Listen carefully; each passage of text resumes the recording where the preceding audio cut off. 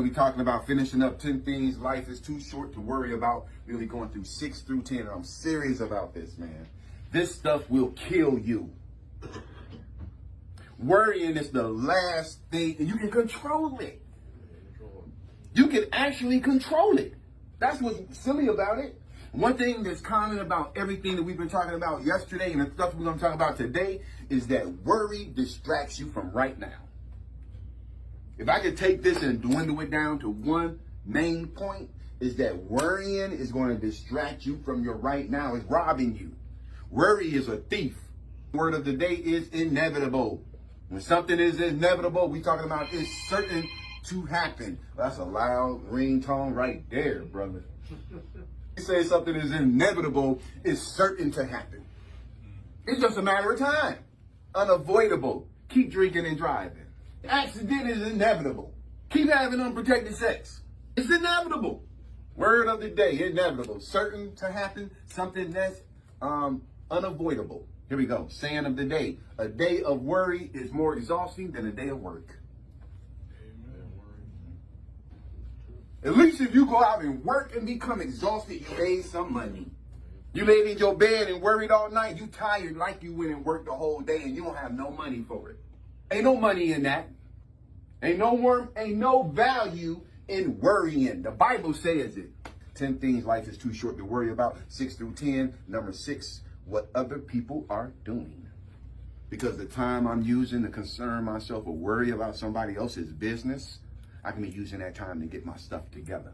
It's normal to think about our friends and family when we're not with them, but if you spend most of your time worrying about other people, what other people are doing, this can take away from focusing on what you're supposed to be doing. It's taking away your focus. This can take away from focusing on what you're supposed to be doing. If you constantly worry about what others are doing, you risk falling behind. Instead, it's your own actions and achieving your own goals that require your undivided attention. 10 things life is too short to worry about. 6 through 10. Number 7, your image. Don't get caught up on that image stuff, man, or what people think about you. Because no matter what you do, there's going to be somebody that's not going to like you. You can't be all things to everybody. You're not going to be able to please everybody. Your image. All right, there is nothing wrong with being concerned with the way you are perceived by others, especially younger people. So, I mean, you got to be aware of how you're carrying yourself. And you got to especially be aware of how you're carrying yourself around young people, right? You want to set a good example for young people. At least you should want to. All young people, not just the young people who like you, but any young person. I was raised that if I was 3 streets over and somebody was a part of our community, they can spank my tail if they wanted to if I was messing up and send me home. Yeah, they'll spank your butt. You out there fighting, they come and snatch y'all apart, shake y'all like this, pop, pop, pop. You don't even know this man. He holding you up by your arm like he's your daddy. You don't be out here acting like this. What's wrong with you? People don't even do that nowadays for kids. You're right, because they're afraid to now. You got to call the police. You got to go fight 10 family members. The village ain't raising a child no more. The village is sick. Your image. There is nothing wrong with being concerned with the way you are perceived by others, especially younger people, being overly self-conscious and covering how you really are can minimize your authentic self. It's when we recognize, accept, and flaunt our true self with all our flaws that we attract more people into our lives who are right for us as they accept us for who we are. When you're trying to be somebody else, man, that stuff is hard work. Because you living in constant fear of somebody figuring out who you really are. 8, money. Life is too short to be worrying about money. Being controlled by money. Being ruled by money. Because I'm telling you right now, man, there's some things money cannot buy. Y'all know I talk about it. Money can't buy a peace of mind. Freedom from fear, anger, and guilt. That's what a peace of mind is. Don't let nobody tell you nothing other than that. A peace of mind is freedom from fear, anger, and guilt. I don't care how much money you got. You can buy you a brand new house. Your room can be like Kanye West, the size of maybe 4 rooms. You can have a bed that's so big, man, and that spin around, But I guarantee you, no matter how much money you got, it won't buy you a good sleep at night. You have all the money in the world to buy refrigerators and buy freezers and buy steaks and buy lobster tails and caviar and whatever you want, champagne, wine that's 100, 200 years old. You crack in the bottle, you can do all of that. You can buy all of that, but you cannot buy an appetite. They'll sell you the bed. They'll sell you some blankets. They'll sell you some food, some condiments to put on it. You can buy the best food. You cannot buy an appetite. Earning money can feel like a constant struggle, and although it is important for safety and needs, it shouldn't be considered the be-all to end-all. In fact, worrying about material wealth can cause excess stress. So instead of solely focusing on money, it's smarter to strive for finding avenues of making life more fulfilling. Because while you're making money, you should have a fulfilled life. Ooh, man, there's a lot of things that don't cost no money. Number 9, what's outside of your control? Worrying about what you can't control. Anybody been worrying about some stuff they can't control?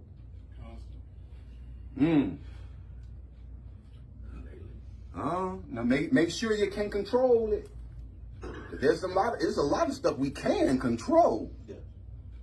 Am I right? Yeah. When you look at the essence of it, I'm talking about stuff you can't control, like other people. Don't worry about what's outside of your control. In reality, micromanaging every part of your life is draining and unsustainable. Worrying about what you can't control keeps you busy and takes your focus from what's important. Worrying about what you cannot control keeps you busy and takes your focus from what's important. Instead, it's more worthwhile to give your energy to the things that are within your control and letting go of things that aren't. Creating a plan to manage your stress and practicing healthy affirmations, which mean I can do it. I'm good. I love me. Those are positive affirmations. Can help you minimize worries about things beyond your control. 10 things life is too short to worry about. 6 through 10. The final one, number 10. Don't worry about making mistakes, because everybody make them. A lot of times people don't do stuff or they don't get involved with stuff because they think they're going to fail. How many things have you not gone after because you thought you weren't going to get it or you thought you were going to fail? So you held yourself back. Your doubt held you back. When we restrict ourselves out of fear of doing something wrong, we actually cancel out the activities and things we want to try and hindering our self-growth. Making mistakes in life is inevitable, certain to happen, and unavoidable. We all are going to make mistakes. That's part of life, man. Mistakes, you learn lessons, man. You're supposed to. You're supposed to learn lessons from mistakes. You might not always learn the lesson, so you might have to keep losing until you learn the lesson. But mistakes are to teach you lessons. But if you're smart, you'll learn from your mistakes. But if you're smarter than that, you'll learn from other people's mistakes. Because something my grandmother would say all the time, and it made a whole lot of sense. You can learn something from anybody, even a fool. If nothing else, you can learn what not to do. Whatever the fool in your life is doing, whatever the family member that's a fool is doing, do the opposite, because you'll be a fool to follow them. You're going to get what they've been getting.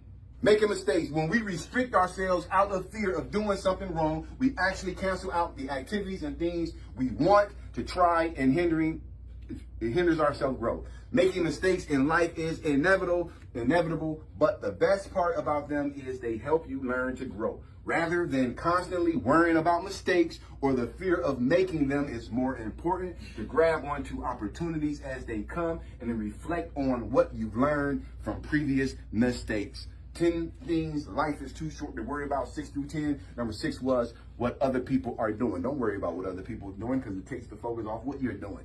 Your image. Don't be so caught up in your image. It's important to care about what people think, and it's also important to have a proper image in front of children. That is important, but what I'm talking about is just being worried and concerned about people who ain't worried and concerned about you. All right, number 8, money.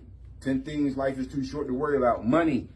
Number 9, we said what's outside of your control. You shouldn't worry about what you can't control. And then number 2, but you got to make sure it's something that you cannot control. Make sure it's something you can't control. Also, number 10, making mistakes. 10 things in life is too short to worry about is mistakes, because mistakes helps get us closer to where we need to be if we learn from them. Only if you learning from them. It hit home with me because I've been dealing with anxiety based all my life, and that is worry. And what it does, it robs you of your energy. Yeah. It robs you of your freedom. Yep. It takes the zest out of life. It really is a sickness to it. And it's gonna rob you of your opportunities. It's gonna take everything. It's gonna take everything you got. But I understand that some people have been doing that for so long that that's comfortable. But what's been learned can be unlearned. That's a fact. What's been learned can be unlearned. The first thing you got to do is see it as a problem. That's the first step.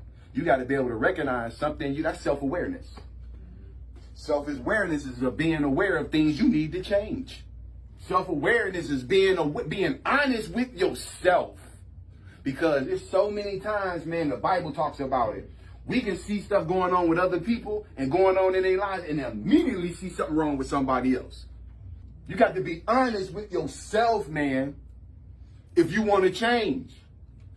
I ain't talking about change everything about yourself at once. That's not attainable. I'm talking about slowly but surely molding yourself into the person that you want to be. The person you desire to be. But see, in order to do that, you got to shed the old you. You can't drag that crap into the new life with you. You ain't walking into the new in the old garments looking like you used to look, acting like you used to act, and thinking how you used to think. It ain't going to work, because if that was good enough, you'd have already gotten there. So it's telling you that the way you think and the way you act don't work for what you want. See, and my thing is, a lot of times we want to be delivered for some stuff. We want God to save us for some stuff, but we really don't want to let certain things go yet that we know ain't good for us. That ain't no different than Lot's wife, man. To move into the new you, you got to shed the old you. Now, we say it all the time. I thank God I don't look like what I've been through. Yes, the hell you do. One of the apostles changed. She was on the way to persecute Christians, and then God blotted him, and he became a Christian. He became one of Jesus' apostles. You talking about Saul? Saul became Paul. Yeah. What you just talked about is 2 Corinthians 5:17 about becoming a new creation. Old things are past and new things are come. Yep. And that happened to me because I was the guy your parents told you to stay away from. And because of him is the reason why I do what I do today. I read the Bible, I preach, and I help people. Because 11 years ago, that wasn't me. Well, the thing about change is you're always going through it. There's always something to learn, and there's always a better way to do things. And I'm constantly learning. I'm never going to be at the point where I got it. Never going to be the point where I got it all together. Never. As long as I'm alive, man, I learn so much new stuff daily. I'm talking about daily. I've opened myself up to learn daily. It's a hunger. It's a desire to want to learn and teach myself and change, because every time you learn something new, you get a piece of tint taken off of your eyes. That's what it's like for me, man. And then every time I learn something, there's another layer of tint taken off of my eyes. And the more I read and the more I learn, the more I understand that there is tint on my eyes, because you don't know what you don't know. So my life is a constant growing and learning. If I'm 75, Will is still doing the same thing. I'm learning and I'm evolving. I'm telling you, in the next 5 years, God give me 10 more. Woo! I'm telling you, I'm on a mission. You need to be on one too.